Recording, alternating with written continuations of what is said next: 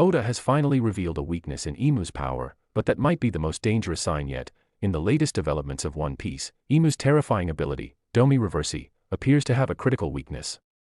At first glance, this makes the power seem less overwhelming, but in reality, it may signal something far worse. Imu has not yet revealed their true strength. How Domi Reversi actually works. It now seems that Domi Reversi breaks when the possessed individual is killed while under its influence. This explains several confusing moments in the story. Take Rox D. Xebec for example.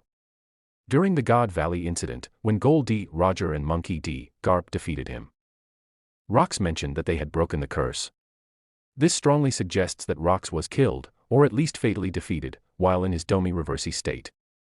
After that, his monstrous transformation disappeared, and he returned to normal, albeit severely weakened. He wasn't fully dead at that moment, which is likely why Figureland Garling had to deliver the final blow. Difference between Domi Reversi and contracts. Not all of Imu's powers function the same way. For instance, characters like Harold, as theorized, seem to have contracts with Imu rather than being controlled. These contracts grant abilities like immortality, but they come at a cost. If such a character is killed, they die permanently, and this may even weaken Imu due to a deeper connection. In contrast, Domi Reversi victims are more like temporary vessels. Their deaths don't appear to directly harm Imu. What about regeneration? There has been confusion about how regeneration works under Domi Reversi. Looking at Dori and Bragi, they previously injured each other, yet later showed no visible wounds. This suggests that non-fatal damage regenerates. Fatal damage, like decapitation, breaks the ability. This supports the idea that Domi Reversi maintains the body unless it reaches a true death condition. Do you need Conqueror's Haki? Some fans believe that only Conqueror's Haki can counter Domi Reversi, but that doesn't seem to be the case. Dori and Bragi likely didn't use Conqueror's Haki against each other. Instead, they simply inflicted fatal damage, which was enough to break the control. However, Conqueror's Haki might still be relevant when dealing with higher-tier entities like the Gorosei or Holy Knights, who could be bound by stronger contracts. So is Domi Reversi overrated? Not exactly, but it's no longer invincible. On weaker characters can be countered, on top-tier monsters like Rox extremely dangerous.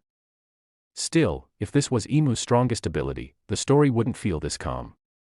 And that's the key point. This feels like build-up, the calm before the storm. Eiichiro Oda is clearly setting the stage. Loki's brutal devil fruit was introduced. The Straw Hats are handling enemies surprisingly well. Even Domi Reversi is being countered.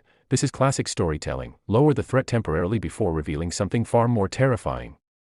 It's highly unlikely that Imu defeated Joy Boy using only this ability. A far more destructive power is coming. Luffy vs Imu, opposites of the same coin. Monkey D. Luffy's Hito Hito no Mi model Nika stands in direct contrast to Imu's powers.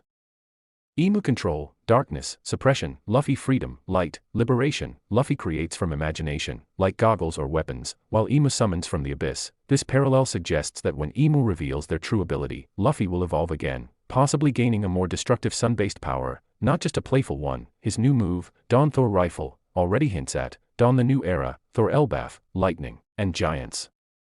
Frankie's hidden potential. Frankie received a subtle but massive upgrade. Using Vegapunk tech like the Omni Drain Converter, he converted Elbaf's ambient energy into super heavy cola, boosting his attack power significantly. This connects back to Vegapunk's earlier statements. Elbaf holds immense natural energy, possibly enough to reshape global power systems. This could eliminate war over energy resources. Explain why Elbaf is so important to the world. The mystery of Elbaf. Elbaf is far more than just a land of giants. Key anomalies. Everything is massive. Flora, fauna, structures. Time flows differently. Example, 10 years outside equals 3-4 years perceived inside. Major events in Mary Geos resolve within what feels like a single day in Elbaf. This suggests a space-time distortion, or a deeper connection to ancient power. Sanji, Zoro, and the coming battles. Sanji versus Killingham is shaping up to be significant. There's even a possibility that Sanji is subconsciously using Conqueror's Haki, given the non-contact nature of his attacks. Meanwhile, Roronoa Zoro is being set up to fight Summers. Jinbei continues to support tactically. Oda is clearly aligning the monster trio versus elite enemies. As always, what about Usopp?